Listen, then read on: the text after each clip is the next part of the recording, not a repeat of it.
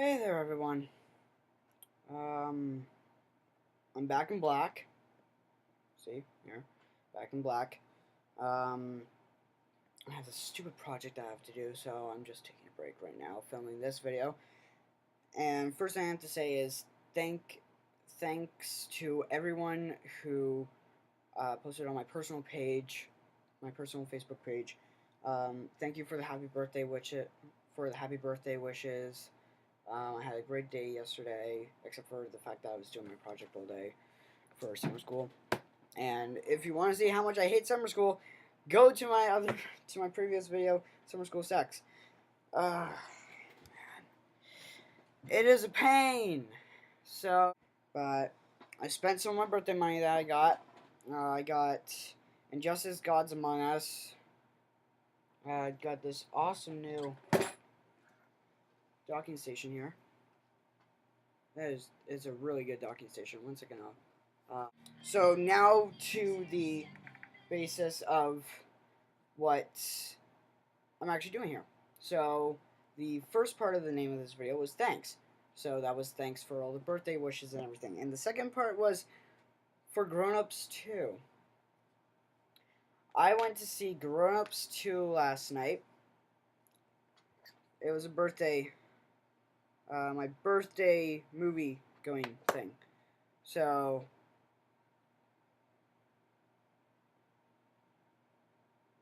I can honestly say I liked it. It was funny. In some ways, it was better than the original. With the kids more grown up, they could have more mature jokes. So it's like for the first bit of the movie, while they're talking over breakfast, they're talking about the oldest son masturbating to this girl that he likes, and it's like for the whole time, it's like, is the real one better than the shower one? Is it? Is a real girl? Is a real girl as good as the shower girl? If you want like dirty humor, childish humor, this is what you go for. If you want psych eggs, this is what you go for. If you want if you want this really big '80s party and a bunch of other references, you go for that.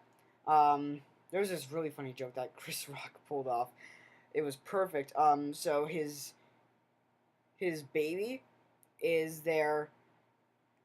Because in the first movie his wife was pregnant, so his baby's there, and he's got a necklace in his diaper because that's how he's pulling off the anniversary gift giving, which his wife completely forgets about. By the way, that was good. And he's like, I got the biggest get out of jail free card ever. So yeah, he does that.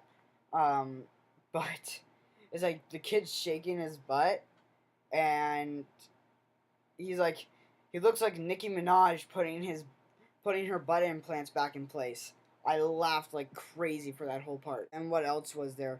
There was there was the foreign ballet teacher who was basically like really sexual the whole time. There was that.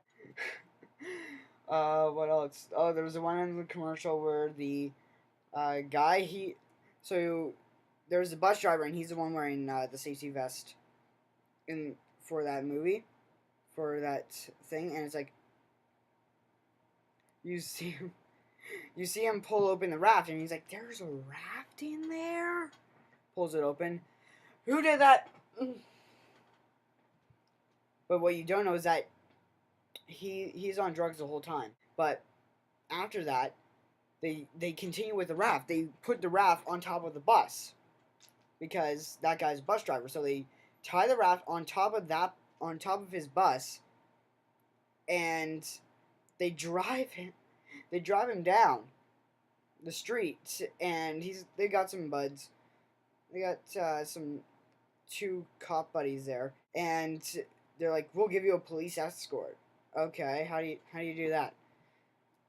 So basically, the cops are just there. They're driving. They're shooting their guns out the window the whole way. And it's like you see this one kid on a bike, and it's like when the cops drive by him, he just like dive rolls off the bike, and the guy who's high or something, the bus driver's on top of the bus, on the raft, going like surfing on the raft, and it's like, oh my god, really? Oh, and then he hits a branch. He hits a branch, and the raft gets knocked off. And where some people would usually just stop right there, they do something smart.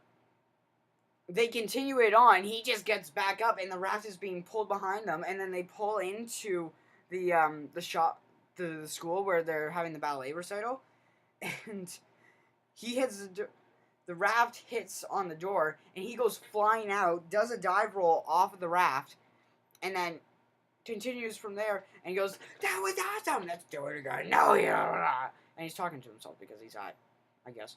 Yeah, I think that's all I have to talk about. Oh, there was Taylor Lautner's in this movie. So Taylor Lautner's in this movie, and he plays a frat boy, a frat house leader. He's a ignorant douchebag. So yeah, it fits. He's basically playing himself. Oh, I just went there. Boom, that just happened. So yeah, from there, then he also. But at one point, at the end of the movie, not at the very end, but towards the end, because they have this whole fight between the people at this party, the '80s party that Adam Sandberg's character is throwing, and the frat boys show up. And at the end of it, at the beginning of the movie, the deer is focused on the little girl, Adam Sandler's daughter's doll. So she takes the doll, gives it to Taylor Lautner's character. Taylor Lautner's like, "Ooh, I'm gonna get," holds it right in front of his crotch.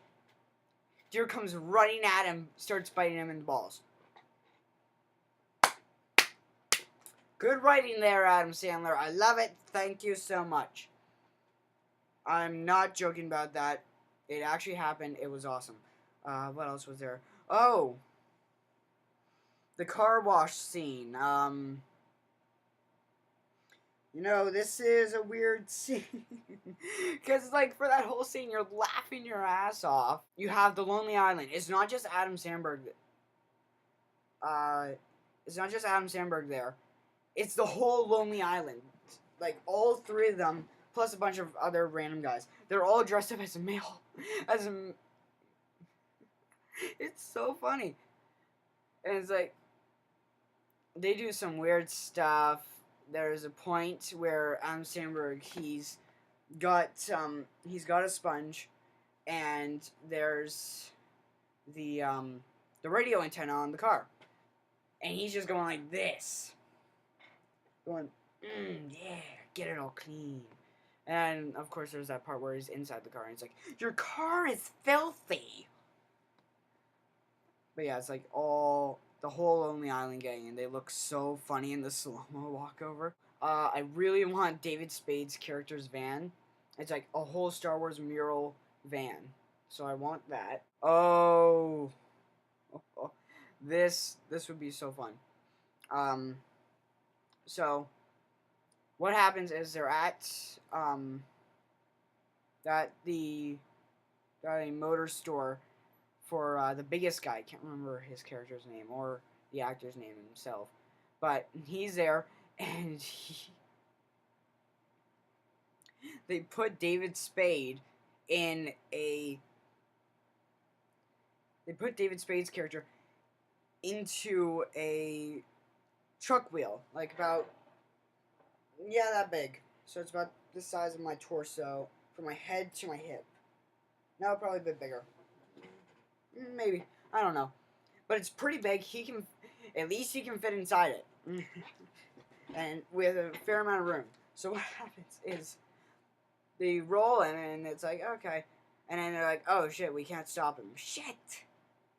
And they roll him down. They roll him down half of the town. And the way that stops is Shaq, one of the cops, gets out of the car, and it just bounces right off of him. And then, of course, it's an Adam Sandler movie, so if that part at the beginning with the deer taking a leak on marking Adam as his territory, as his bitch. Here's another. So, you don't see David Spade do this, but he's in the tire, and this giant stream of vomit just starts coming out of the tire for like a minute. It's so funny. And this is something I wish would never happen to me or anyone. Chris Rock's eldest son and Adam Sandler's eldest son in the movie, they end up at a college year-end party. And they just ended up like having a good time. The bad news is that their parents are there, and this is the point where Taylor Lautner dares them to jump off of the side of the cliff naked. They're there, and they see their dad's naked. Oh, God. I really wish that would never happen to me. I think that's all. There were some funny parts at the 80s party, just in terms of costumes. Like, they had a gay guy who looked like Harrison Ford at the time, dressed up as Indiana Jones, because it's an 80s party, and the first Indiana Jones came out in the 80s. So they're doing that, and it's like, is that supposed to be going back to the whole similar thing to Batman and Robin? Because people have thought that Batman was gay with Robin. Because why else was like a pervert with Robin? Because like, why else would this little orphan guy stay with Batman? Yeah. You know what? I don't give a shit. And then, but the whole thing is that if you know Temple of Doom, Short Round, that Indy was gay with Short Round. So yeah, there's that.